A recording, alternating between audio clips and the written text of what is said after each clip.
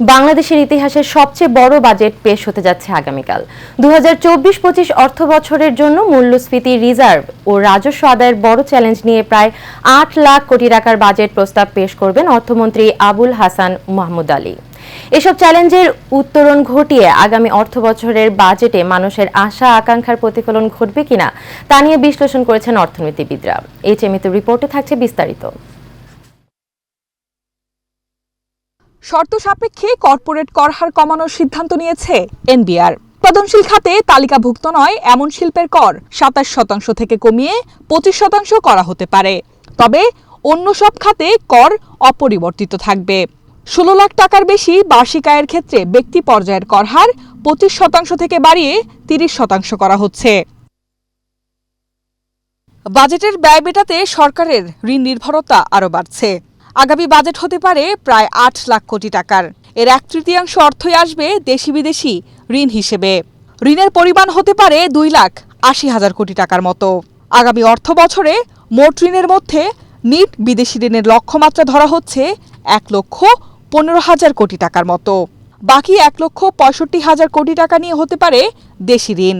দেশি ঋণের মধ্যে 1,45,000 কোটি টাকা নেওয়ার চিন্তা করা হচ্ছে ব্যাংক ব্যবস্থা থেকে। বাকি 20,000 কোটি টাকা নেওয়া হবে সঞ্চয়পত্র বিক্রি ও অন্যান্য উৎস থেকে। বাজেট ঘাটতি মেটাতে চলতি অর্থ বছরে মোট ঋণের লক্ষ্যমাত্রা ছিল 2,57,885 কোটি টাকা। সুদ পরিশোধের জন্য আগামী অর্থ বছরে বাজেটের বড় আকারের অর্থ বরাদ্দ রাখা হচ্ছে। বাজেটে ঋণের সুদ পরিশোধ বাবদ বরাদ্দ থাকবে 1,28,000 কোটি টাকার মতো। এর মধ্যে দেশি ঋণের সুদ 1,08,000 কোটি টাকা এবং বিদেশি ঋণের সুদ 20,000 কোটি টাকা। 5 বছর আগের তুলনায় এ বরাদ্দ দ্বিগুণের কাছাকাছি।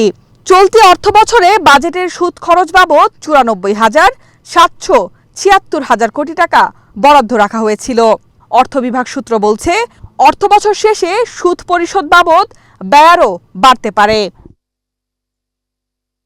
আগামী অর্থ বছরের বাজেটে সামাজিক নিরাপত্তা খাতে মোট বরাদ্দ রাখা হবে 1,30,000 কোটি টাকার বেশি।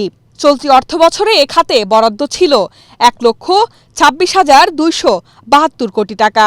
নগদ সহায়তা, খাদ্য সহায়তা, কর্মসৃজন, বৃত্তি, বিশেষ সহায়তা, বিশেষ জনগোষ্ঠীর জন্য সহায়তা ও উন্নয়নমূলক কর্মকাণ্ড ইত্যাদি বিষয়ে সামাজিক নিরাপত্তা বেষ্টনী খাতের আওতায় 115টি বিষয় বা কর্মসূচি রয়েছে। বাস্তবায়নের দায়িত্বে রয়েছে 24টি মন্ত্রণালয় ও বিভাগ। খাদ্য নিরাপত্তা ও কর্মসৃজন কর্মসূচিতে থাকছে 11টি বিষয়। এছাড়াও বৃত্তি বাবদ 6টি, নগদ ও খাদ্য সহায়তা সংক্রান্ত 17টি, ঋণ সহায়তার 2টি, বিশেষ সম্প্রদায় ও জনগোষ্ঠীর 13টি, বিভিন্ন তহবিল ও কর্মসূচি 9টি এবং 34টি উন্নয়ন কর্মসূচি বাবদ বরাদ্দ রাখার কথা বলা হচ্ছে সামাজিক নিরাপত্তা খাতে। H A Mitu, Asian television, Dhaka.